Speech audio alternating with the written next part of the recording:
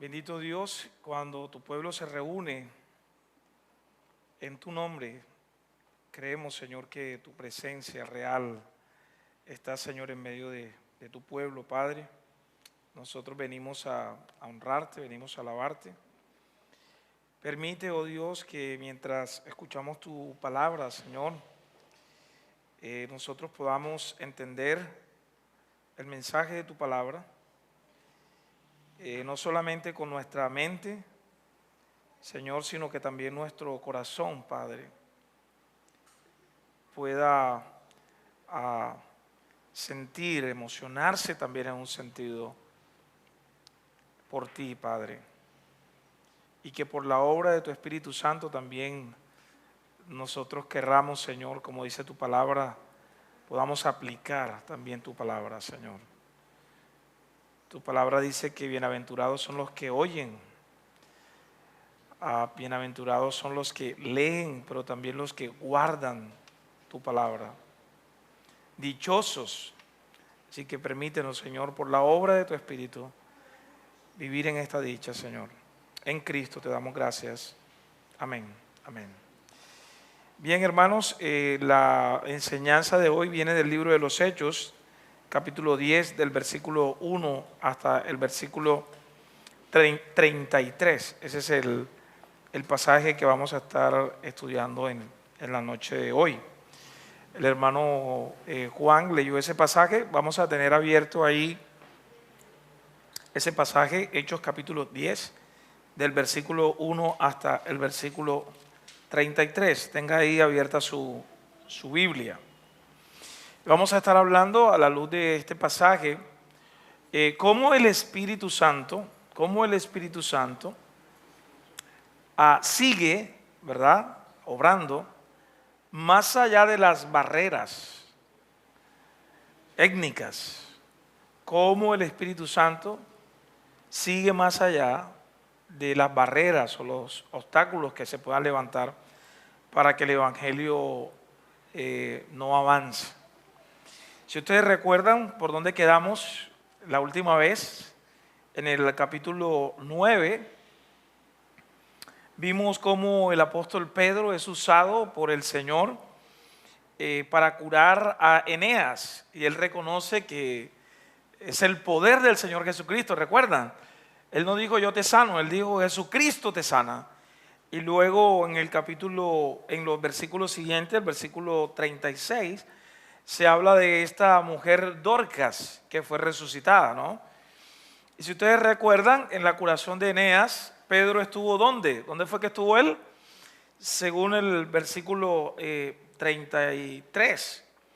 Él estuvo en Lida, ¿recuerdan? Y luego de Lida, ¿hacia dónde se dirigió? Según la historia de la resurrección de Dorcas, ¿a dónde se queda ahí Pedro? Jope, dígalo, exacto, ahí, ¿verdad? Y dice cómo termina esa historia en el versículo 43, en el capítulo 9, 43. ¿Sí recuerdan cómo termina? Dice que aconteció que se quedó muchos días ahí en Jope, en casa de un cierto Simón curtidor. O sea, era una persona que trabajaba en preparar, en curtir las pieles, ¿no?, para ser usadas en ese momento. Entonces vimos cómo el Señor usa al apóstol Pedro para ir avanzando, ir expandiendo el Evangelio, ¿verdad?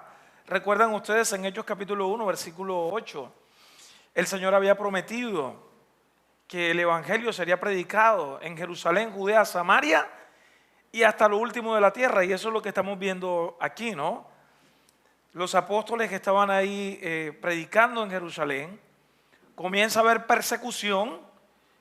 Si ustedes recuerdan, el apóstol Pablo, todavía no era apóstol, pero Saulo, comienza a perseguir la iglesia, pero una vez que el Señor lo apresa, entonces luego dice el capítulo 9, termina diciendo también, o más bien, entrando en el capítulo 9, que la iglesia se fortalecía.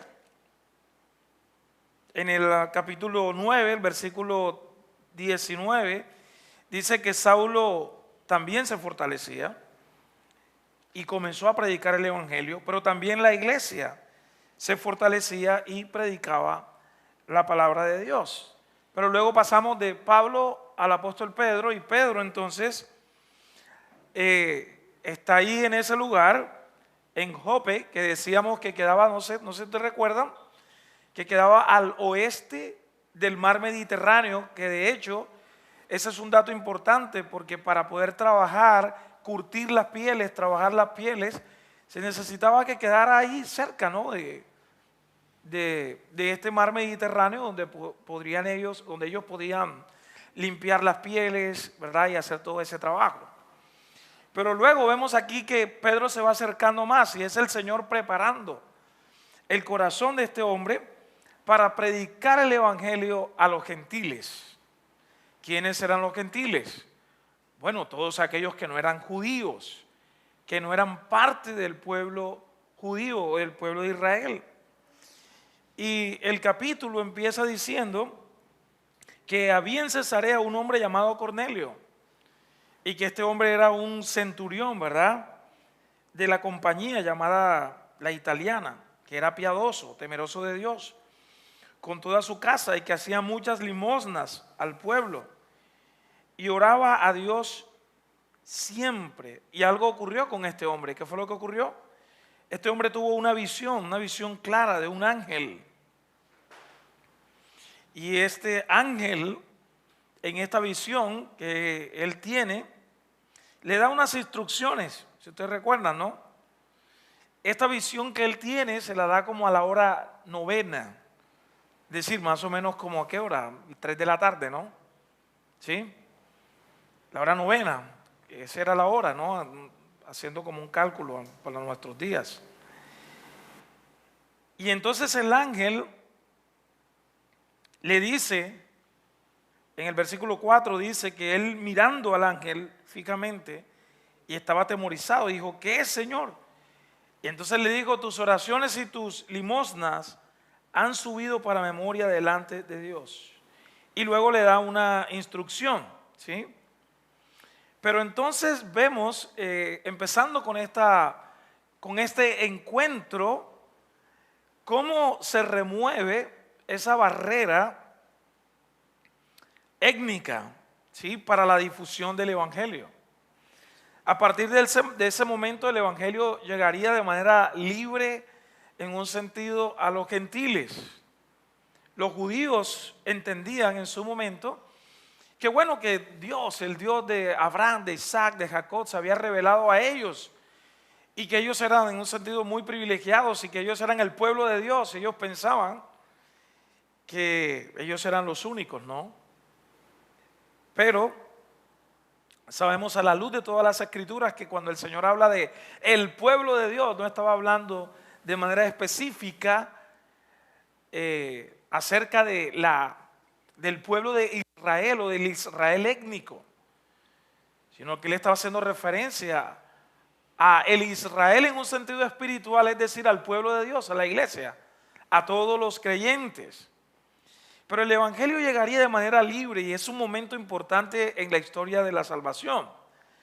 Así que quiero que pensemos entonces, mirando este encuentro que tiene pues el ángel con Cornelio, pensemos en la barrera del evangelio que tenía Cornelio, que tenía su familia, que tenían sus hijos, y cómo el Espíritu Santo obra y supera, ¿verdad?, estas barreras para atraer a su familia, para atraer no solamente a su familia, sino también a amigos, a los amigos más cercanos.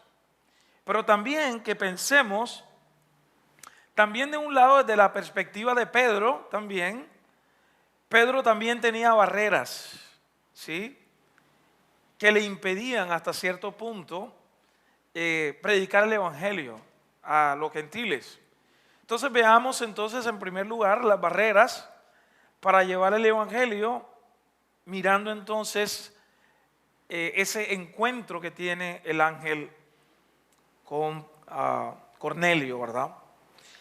Hay unos datos bien importantes y nos explica de alguna manera la vida, la piedad de este hombre Cornelio. ¿Qué se nos dice de Cornelio en los primeros versículos? Obviamente se nos dice su nombre, que se encontraba en Cesarea, que era centurión de una compañía. Ese nombre centurión, se cree que él dirigía aproximadamente como 100 hombres.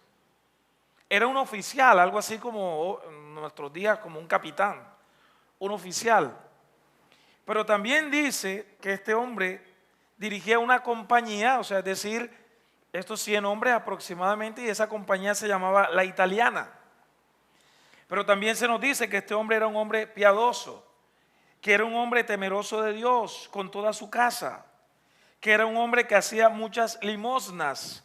Y cuando nosotros escuchamos esa palabra limosnas, no sé si a usted le pasa, pero lo relacionamos con moneditas, ¿o no? No sé si le llega esa idea, ¿no? De hecho, algunas personas, no sé, en sus conversaciones, o cuando alguien le debe un dinero y de pronto no le paga lo que le debe o le da un abono, dice, no, a mí no me vengas con limosnas, ¿verdad?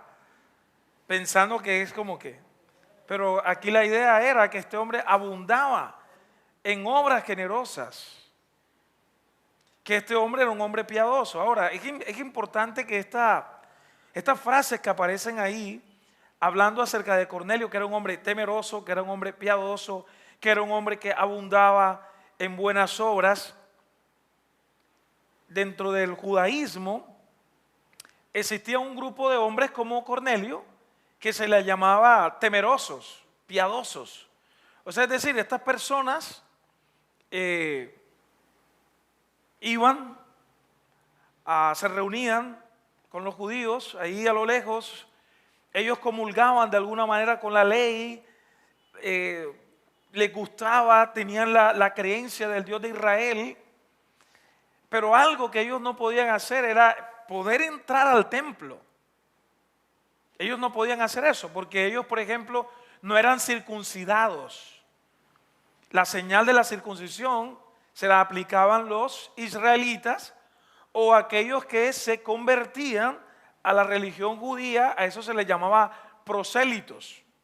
O sea, es decir, estas personas se circuncidaban, los varones se circuncidaban y entonces los recibían, y de alguna manera estas personas tenían que observar también las escrituras del Antiguo Testamento, las tradiciones, bueno, todo lo que tenía que ver con la religión judía. Pero en el caso de Cornelio y así otros hombres también y mujeres que se les llamaba temerosos, esas personas en realidad no eran parte, o sea, ellos no tenían una identidad como judíos, ellos eran personas temerosas, eran piadosos, creían en Dios, pero no se les podía decir que eran parte del pueblo judío, ¿no? Este hombre era un gentil, era un oficial, ¿verdad? Pero miren eso, hermano, de alguna manera, o sea, este hombre tenía unas barreras, él no podía adorar a Dios, en un sentido, de manera libre. Él no podía entrar. Recuerden ustedes también como los paralíticos que no podían entrar al templo porque tenían un defecto, ¿no? Tenían una limitación. Ellos no podían entrar al templo, adorar de manera libre, estar reunido ahí con el pueblo de Dios. Bueno, lo mismo sucedía con Cornelio y con su familia. Pero sin embargo nosotros vemos en el texto que Cornelio, ¿qué hacía? Oraba con su familia. Tenía esa convicción, y de alguna manera lo que nosotros vemos ahí, en un sentido, por la obra providencial de Dios, y obviamente el evangelio va a llegar con poder ahí a la casa de Cornelio y de todos los suyos, pero Dios estaba preparando el corazón de Cornelio. Dios estaba preparando el corazón de Cornelio. Ahora, Cornelio estaba haciendo todas estas obras externas, pero Dios sabía lo que él estaba haciendo. ¿Qué es lo que le dice el ángel a Cornelio cuando se le presenta ahí en visión? Le dice que sus limosnas, es decir, sus actos de misericordia y de bondad, sus oraciones, su temor al Señor, dice, han llegado ¿verdad?, al corazón de Dios, han llegado a la presencia de Dios. O sea, hermanos, Cornelio y su familia no podían presentarse como todos los judíos varias veces al año al templo, traer sacrificios, adorar. Pero el Señor estaba obrando en la vida de este hombre y preparando el corazón de él y también orquestando todo para que el evangelio llegara ahí. Este hombre reconocía en un sentido que necesitaba a Dios. O sea, vamos a verlo más adelante. Este hombre, o sea, lo que él está haciendo es en un deseo de querer agradar a Dios, de querer servir a Dios. Algo estaba pasando en su corazón que no lo dejaba tranquilo, ¿no? Yo no sé si a usted le pasa o lo habrá pensado en algún momento. Normalmente cuando uno le preguntan ¿cuándo te convertiste? Oye, ¿cuándo fue que te convertiste? O sea, uno no sabe, o sea, o no sé si usted tendrá una fecha exacta, ¿no? Por eso siempre me gusta esa definición de un teólogo que se llama Louis Berkhoff. Él dice que la obra de salvación es una obra misteriosa del Espíritu Santo en la que el Señor imparte vida nueva. O sea, nosotros vemos las obras, pero tal vez como en el caso de Cornelio, uno puede decir, no, es que yo me acuerdo que un día yo estaba orando, pero ya tú eras cristiano. No, o sea, no sé, yo ese día me dieron ganas de orar. Miren qué estaba haciendo Cornelio. Cornelio estaba ayunando, orando, tenía temor de Dios. Dios estaba allí preparando todo el escenario. Entonces, hermano, Cornelio era un líder del ejército romano, pero también era un líder en su casa, en su hogar. Era un servidor, la gente le reconocía. Si ustedes van a ver el informe, la noticia de los 3 hombres más adelante en la historia que van a buscar al apóstol Pedro y cuentan qué fue lo que ocurrió con Cornelio y esta visión. Dice, mira, este hombre, muchos judíos lo quieren. Es un hombre piadoso, es un hombre justo, es un hombre temeroso, ¿verdad? Sin embargo, amados hermanos, debido a que este hombre entonces, podemos decir, no era cristiano, no era judío. Lo que dice el texto, un hombre temeroso era un hombre que leía las escrituras, era un hombre que nosotros encontramos muchas personas así. Gente que de pronto lee la Biblia, gente que... ¿A qué iglesia va? No voy a ninguna iglesia. Pero Dios en su misericordia obra en la vida de esas personas, ¿no? Y prepara el terreno. Pero Dios le dijo entonces, por medio de este ángel en visiones, que sus oraciones y sus obras habían subido como memorial delante de Dios. Ahora, esto no significa que Cornelio se estuviera ganando el favor de Dios por medio de esas cosas que él estaba haciendo, ¿no? O sea, alguien puede leer ese texto y decir, mira, ¿verdad? Hay que hacer esto para ganarse el favor de Dios, ¿no? Más bien esta es una declaración de lo que estaba ocurriendo en el corazón de esta persona. Era una declaración sobre su fe, sobre lo que estaba pasando internamente en el corazón de Cornelio. Luego entonces, no voy a leer en detalle, ¿verdad? Ya leímos, pero vamos a ir mirando. Luego entonces que Cornelio tiene esta visión de este ángel y que el ángel le dice, mira, tus limosnas, tus oraciones han llegado a la presencia de Dios. Luego el Señor le ordena a Cornelio, le da una orden. ¿Cuál es la orden que le da? Mira, le dice, manda a hombres que vayan a buscar, ¿a quién? A Pedro.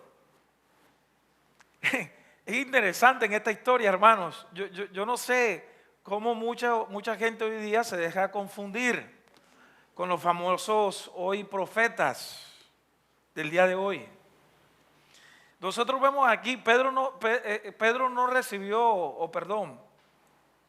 el ángel cuando se le apareció a Cornelio de parte de Dios. El ángel no le dijo, mira, ves caminando y por allá pregunta para ver si conocen a alguien y tú vas identificando ahí. Él es un hombre más o menos así, como que es muy rápido, sí, es un poquito imprudente. Tú vas mirando las características de esta persona y no. O sea, fue un mensaje directo, ¿no? ¿Cuál fue el mensaje? Tú vas a ir a la casa, ¿recuerdan? ¿A la casa de quién? De Simón, el curtidor. O sea, fue muy claro. Van a ir a la casa de Simón el curtidor y allí está Simón, Pedro, ahí está él. Lleguen ahí. O sea, de manera directa, hermanos, el lugar exacto. Cornelio, ¿qué hace? Cornelio escucha, Cornelio obedece y envía a 3 hombres a buscar a Pedro. Dice el texto que estos 3 hombres eran 2, eran criados de él y uno era un soldado que también era crédulo, creía en un sentido de manera general en Dios. Así que vemos entonces en Cornelio a un hombre que está en esa búsqueda del Señor. Él está tratando de buscar al Señor a pesar de las barreras, ¿verdad?, que lo mantenían alejado del Señor. Cornelio era un hombre que, aunque no tenía mucha claridad, era un hombre de mucha acción de acuerdo a las convicciones que él tenía. ¿Sí? A veces nosotros pensamos que necesitamos saber todo de Dios, conocer todos los misterios de Dios para poder obedecer a lo que Él nos manda. Pero aquí tenemos una imagen desafiante a través de esta primera historia, ¿no? De este primer encuentro. Como ya les dije, estas barreras con las que se encuentra este hombre Cornelio. No era un hombre cristiano completamente, tenía una imagen un poco desdibujada tal vez, no conocía completamente el Evangelio, pero tenemos una imagen desafiante que provoca algunas preguntas para que nosotros nos hagamos. Por ejemplo, este hombre no tenía la libertad completa para poder entrar al templo, para adorar a Dios, para servir al Señor. Pero nosotros hoy día, ¿qué le impide venir y escuchar del Señor?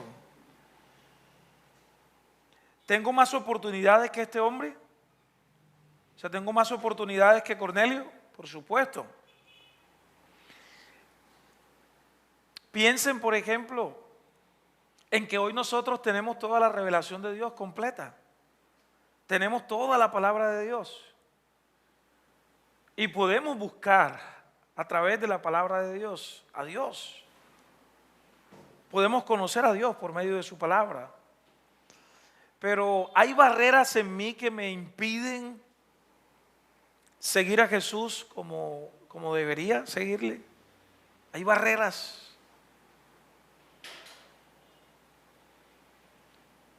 Estoy comprometido con la oración. Estoy comprometido con dar sacrificialmente, con un entendimiento más claro del Evangelio. Pero mis amados hermanos, aquí vemos entonces cómo el Señor llega allí y quita toda esta barrera y el Evangelio llega con poder a la casa de Cornelio. Pero veamos las barreras del lado de Pedro. Bueno, por un lado, Cornelio era un gentil, pero Pedro, ¿quién era Pedro? Ya sabemos, ¿no? Un discípulo del Señor Jesucristo, alguien que fue llamado a ser apóstol. Pero ¿cómo obra el Espíritu Santo en la vida de Pedro? ¿Cómo fue que ocurrió eso? ¿Qué estaba haciendo Pedro? El Espíritu Santo entonces prepara el corazón de Pedro. Era algo un poquito difícil, bastante complicado humanamente. En Hechos capítulo 10 del versículo 7 al 16 vemos cómo el Espíritu Santo prepara el corazón del apóstol Pedro. Recuerden, esto es bien decisivo, porque tiene que ver con la expansión del Evangelio de los judíos a los gentiles, aquellos que no eran parte del pueblo de Dios. ¿Qué estaba haciendo Pedro? Antes de que llegaran estos hombres de parte de Cornelio, ¿qué estaba haciendo él? Estaba en la azotea, dice, ¿verdad? ¿Y qué estaba haciendo en la azotea? Estaba orando. En esos días, ¿verdad? Los techos, en el primer siglo, muchos de esos techos eran planos.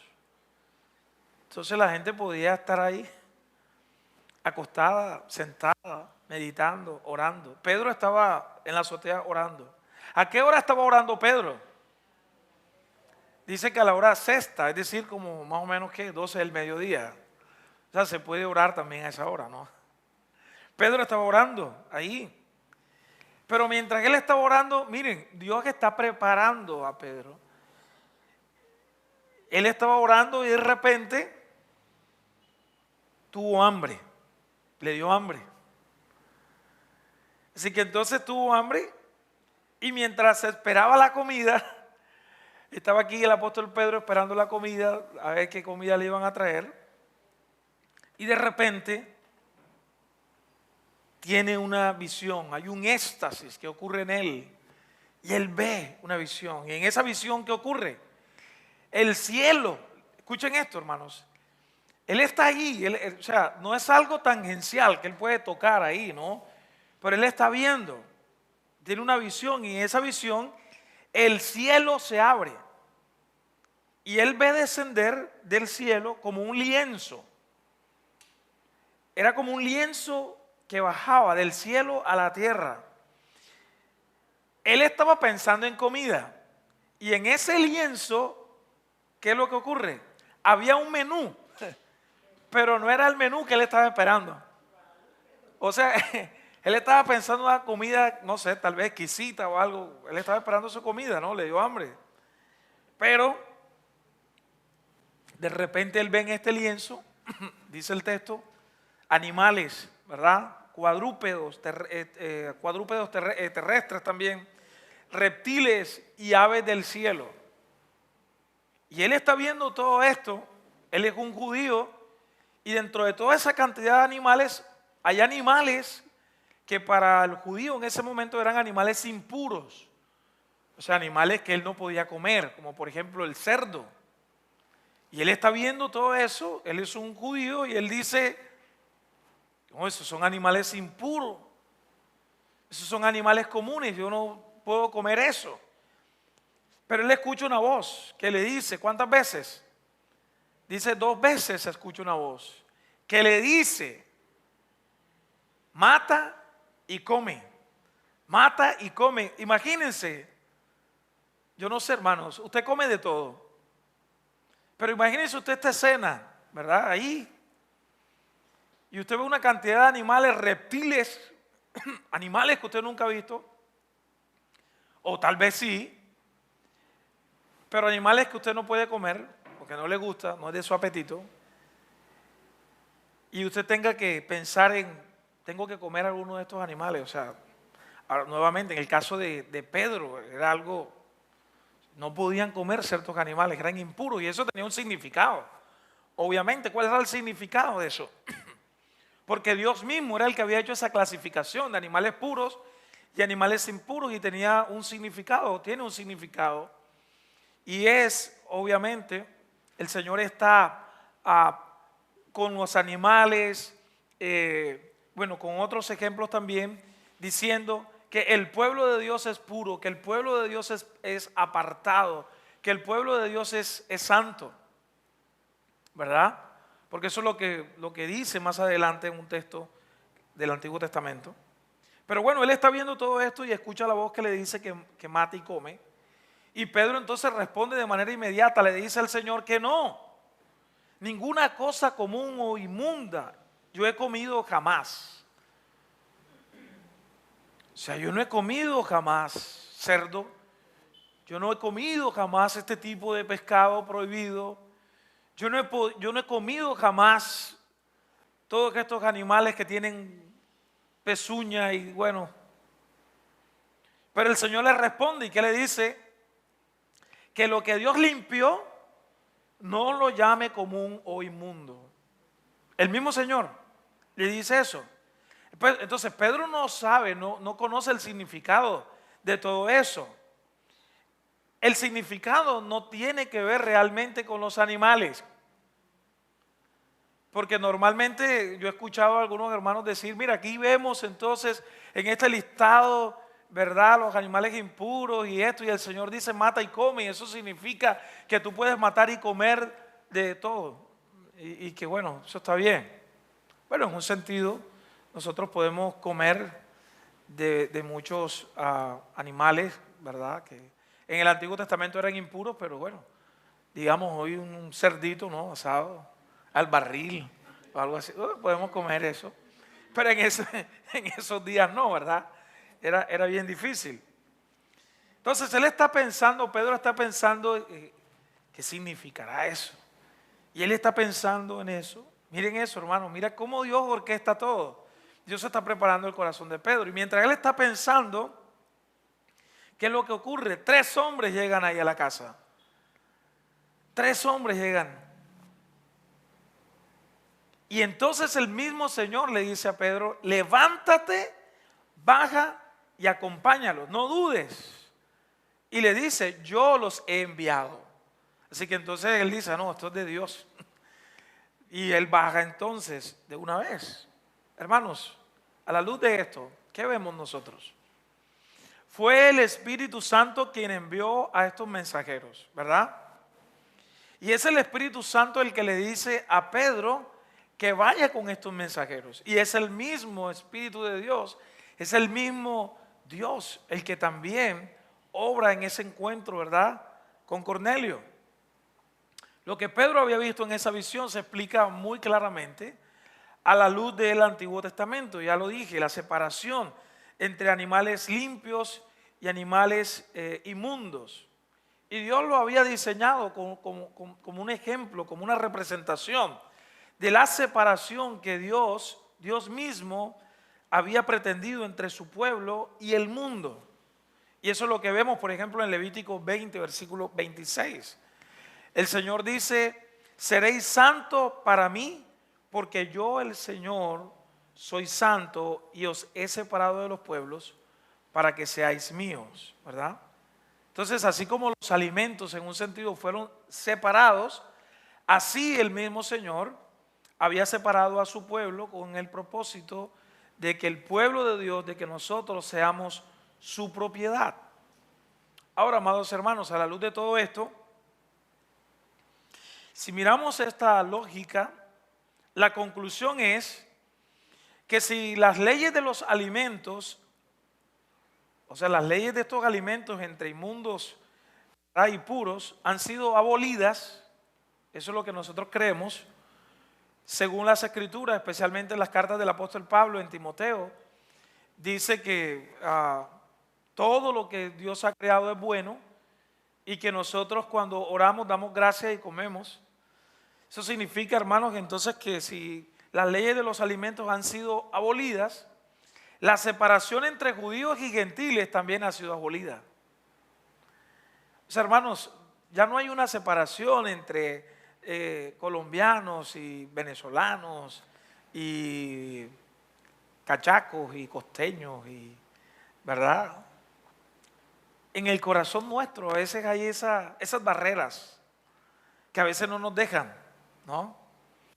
Por un lado, personas que a veces uno nunca las ha visto en la iglesia, pero que de repente Dios está orando en sus casas, en algún lugar, personas que tú te encuentras y comienzas a hablar con ellos y de repente saben la Biblia. Yo tuve una experiencia una vez, yo no sé si yo la he contado aquí, ya vamos a ir cerrando, ¿no? Ya. Una vez yo fui a dar una clase de teología con un amigo mío que él era un poquito así, todo creído. Y sí, es un poquito así. Y era buen estudiante, era buen maestro y enseñaba y todo. ¿Saben ustedes? Fuimos por allá, por el desierto de Manaure, o Uribia, ¿verdad? Por allá por el lado de La Guajira. Fuimos a dar una clase allá, a una iglesia por allá, Recundía. O sea, nosotros no sabíamos, yo no conocía esa iglesia. Cuando llegamos, efectivamente era una iglesia muy pequeña, muchos hermanos que eran indígenas, que estaban ahí. El pastor, un hermanito muy sencillo, bajito, así. Nosotros le escuchábamos hablar y como que, oye, el hermano necesita mucho de la palabra. Comenzamos a dar nuestra clase, todavía me acuerdo yo, introducción a la teología. Estábamos hablando nosotros y los hermanos súper contentos y chévere, el pastor nos invitó. Todavía recuerdo, nos invitó a almorzar, dijo que si queríamos chivo o si queríamos pescado. Yo dije, hermano, para mí pescado, ¿no? Soy como los judíos, no como chivo. No, mentira. Él me dio pescado. El otro hermano no recuerdo qué comió, pero la historia es que cuando terminamos de dar la clase, él me dice, pastor, yo quiero que conozcan mi oficina. Bueno, hermano, vamos.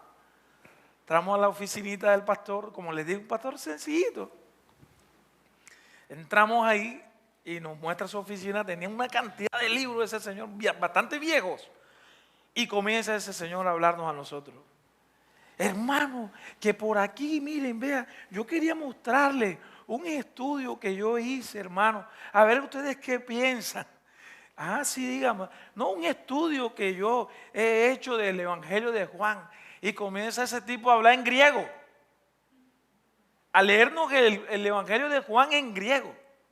Y a explicarnos de que esa era una defensa. Nos empezó a explicar el capítulo 1, que él había hecho una defensa contra los testigos de Jehová.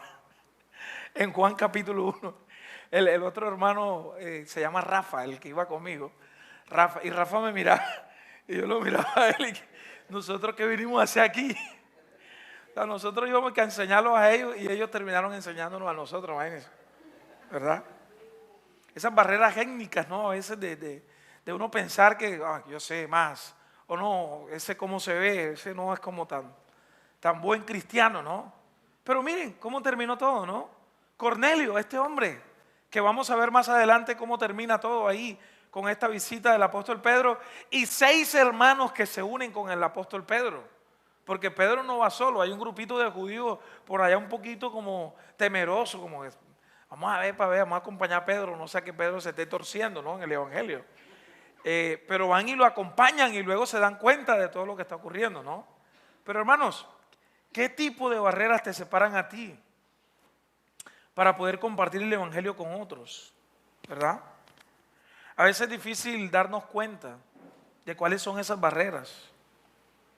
Pero sabemos, amados hermanos, que solamente el Espíritu Santo es el que puede derribar esas barreras. Y que tú y yo con valentía, que vamos a ver más adelante, podamos confiar en el Evangelio. El Evangelio es suficiente, el Evangelio no necesita en un sentido, ¿verdad?, como que se le defienda. Estamos llamados a predicar el Evangelio, estamos llamados a hacer defensa, pero el Evangelio es Cristo mismo, ¿sí? Pero el Señor pide pues también de nosotros y nos capacita para que nosotros con valentía y fortaleza podamos predicar el Evangelio. Ahora, la valentía que podamos tener también es por obra del Espíritu Santo. Es el Espíritu Santo el que trae las buenas noticias aquí, para ti y para mí, hermano. Entonces, que podamos ver a la luz de este pasaje, de manera muy general, que el Espíritu Santo sigue más allá de esas barreras étnicas. Yo estaba pensando mientras estaba estudiando este pasaje, por ejemplo en sus hijos, ¿no? Piensen en sus hijos, ¿con quién se va a casar sus hijos? ¿Con quién le gustaría que se casara su hijo o su hija? Normalmente uno en quién piensa. No, a mí me gustaría que mi hijo o mi hija se casara, ¿verdad? Una mujer bonita. No te vas a casar con una mujer maluca porque Para que los hijos salgan bonitos, dicen algunos, ¿no? Pero ¿qué tal que su hija se case con alguien que el Señor permite? ¿Verdad? Por ejemplo, Meredith quería un blanquito y se casó con uno negrito, como yo, ¿sí? Pero solamente el Evangelio, ¿verdad? Es el que rompe estas barreras. Un negrito, una blanquita. El Evangelio, ¿no? Es el Evangelio. Pero que nosotros, amados hermanos, con la guía del Espíritu Santo, podamos ver esto así. Que el Espíritu Santo nos guíe para que podamos predicar el Evangelio con valentía y recibir pues también aquellos que el Señor pues va a traer a su pueblo, a su iglesia. Tal vez van a ser personas que a usted no le guste mucho, ¿sí? Pero van a tener el mismo espíritu, ¿sí? Que el Señor nos ayude, amados hermanos. El Espíritu sigue obrando más allá de las barreras que se puedan levantar para predicar el Evangelio. Padre, gracias te damos, Señor, en esta noche. Pedimos, Señor, que sigas obrando en nuestras vidas, que nos permita ser hombres piadosos, temerosos de ti. Señor, que nos uses, pero también, Padre, que nos permitas responder con ánimo pronto, como lo hizo Pedro. Pero también, Señor, que puedas usarnos también, como lo hiciste en la vida de Cornelio también, de poder enviar a estos hombres con solicitud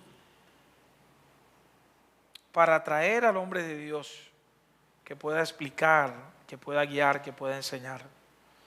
Ayúdanos, Señor, a nosotros para vivir, Señor, en esa misma disposición.